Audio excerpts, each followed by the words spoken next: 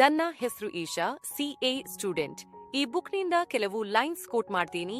Jealousy is born from dependence. The one who is not dependent is free of jealousy.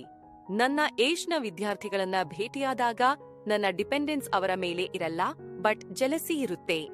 Jealousy ಮತ್ತು dependence ನಡುವಿನ ಸಂಬಂಧವೇನು? ಇದೆ. ನಿಮ್ಗೆ 70% marks ಬಂದಿದೆ ಅಂದುಕೊಳ್ಳಿ. ನಮ್ಮ ಸಂಪೂರ್ಣ ಎಜುಕೇಶನ್ ಔಟ್ಪುಟ್ ಮತ್ತು ರಿಸಲ್ಟ್ ಸೆಂಟ್ರಿಕ್ ಆಗಿರುತ್ತೆ ಅಲ್ವಾ? ಹಾಗಾಗಿ ಏನು ಓದಿದ್ವಿ, ಏನು ಕಲಿತಿದ್ವಿ, ಅದರಿಂದ ನಿನ್ನೊಳಗೆ ಏನು ಬದಲಾಯ್ತು, ಇವುಗಳ ಮೇಲೆ ನಮ್ಮ ಗಮನ ಇರಲ್ಲ. ನಮ್ಮ ಗಮನ ಔಟ್ಪುಟ್ ಮೇಲೆ ಇರುತ್ತೆ. ಮೊದಲು ಮಾರ್ಕ್ಸ್, ಆಮೇಲೆ ಪ್ಲೇಸ್ಮೆಂಟ್, ನೌಕರಿ ಸಿಗಬೇಕು. ಸೊ ನಿಮ್ಗೆ 70% ಮಾರ್ಕ್ಸ್ ಬಂದಿದೆ. ನಿಮ್ಮ ಫ್ಯಾಮಿಲಿ ಮೆಂಬರ್ಸ್ಗೆ ಕಾಲೇಜ್ ಆವರೇಜ್ ಮಾರ್ಕ್ಸ್ 45% ಮಾತ್ರ ಅಂತ ಗೊತ್ತಾಯ್ತು ಅಂದ್ಕೊಳ್ಳಿ. ಮನೆಯಲ್ಲಿ ನಿಮ್ಮ ಸ್ವಾಗತ ಹೇಗಿರುತ್ತೆ, ಭರ್ಜರಿ ಇರುತ್ತಲ್ವಾ? ಅದೇ ನಿಮ್ಗೆ 70% ಮಾರ್ಕ್ಸ್ ಬಂದಿದೆ. ಮನೆಯವರಿಗೆ ಒಂದು ವೇಳೆ ಕಾಲೇಜ್ನಲ್ಲಿ ಆವರೇಜ್ ಮಾರ್ಕ್ಸ್ 80% ಇದೆ ಅಂತ ಗೊತ್ತಾಯ್ತು ಅಂದುಕೊಳ್ಳಿ. ಈಗ ಸ್ವಾಗತ ಹೇಗಿರುತ್ತೆ? ಹಾಗಾದ್ರೆ ಇದು ರಿಲೇಟಿವ್ ಆಯ್ತಲ್ವಾ? ಇದಕ್ಕೆ ಡಿಪೆಂಡೆನ್ಸಿ ಅಂತ ಕರೆಯೋದು. ಮನೆಯಲ್ಲಿ ನಿಮ್ಮನ್ನು ಹೇಗೆ ರಿಸೀವ್ ಮಾಡಲಾಗುತ್ತೆ ಅನ್ನೋದು. ನಿಮ್ಮ ಮಾರ್ಕ್ಸ್ಗಳ ಮೇಲೆ ಅಷ್ಟೊಂದು ಅವಲಂಬಿತವಾಗಿಲ್ಲ, ಆದ್ರೆ ಬೇರೆಯವರ ಮಾರ್ಕ್ಸ್ ಮೇಲೆ ಡಿಪೆಂಡ್ ಆಗಿದೆ. ಹಾಗಾಗಿ ಈಗ ಜಲಜಿ ಹೊಟ್ಟೆ ಕಿಚ್ಚುವಾಗುತ್ತೆ. ಇನ್ನೊಬ್ಬ ವ್ಯಕ್ತಿಯೊಂದಿಗೆ ನೇರವಾಗಿ ಹೋಲಿಸದೇ ಇರಬಹುದು, ಆದ್ರೆ ನಮ್ಮನ್ನೇ ನಾವು ನೇರವಾಗಿ ನೋಡೋಕೆ ಆಗ್ತಾ ಇಲ್ವಲ್ಲ, ಅಲ್ವಾ?